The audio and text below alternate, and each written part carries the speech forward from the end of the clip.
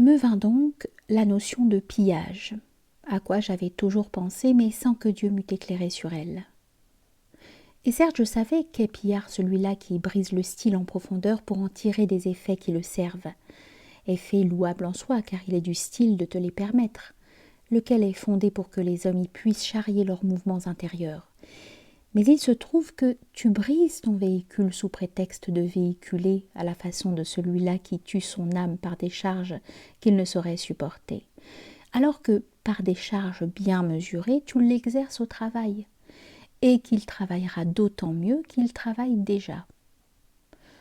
Donc celui qui écrit contre les règles, je l'expulse.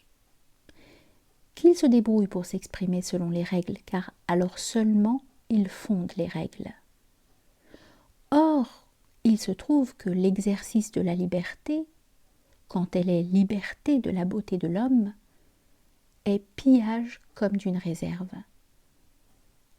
Et certes, ne sert de rien une réserve qui dort et une beauté due à la qualité de la matrice, mais que tu ne sortiras jamais du moule pour l'exposer à la lumière. Il est beau de fonder des greniers où s'engrangent les graines. Ils n'ont de sens pourtant que si ces graines, tu les y puises pour les disperser en hiver. Et le sens du grenier, c'est le contraire du grenier, qui est ce lieu-là où tu te fais entrer. Il devient le lieu dont tu fais sortir. Mais un langage maladroit est seule cause de la contradiction, car entrer ou sortir sont mots qui se tirent la langue quand il s'agissait simplement de dire non. Ce grenier est lieu où je fais rentrer. À quoi cet autre logicien te répondra avec raison, c'est le lieu dont je fais sortir.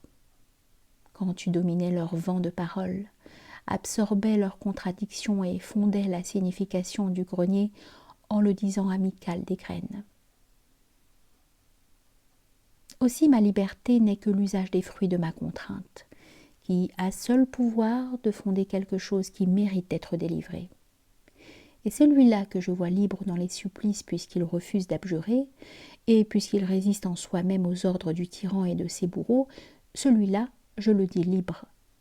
Et l'autre qui résiste aux passions vulgaires, je le dis libre aussi, car je ne puis juger comme libre celui qui se fait l'esclave de toute sollicitation, quand, bien même, ils appellent liberté la liberté de se faire esclave.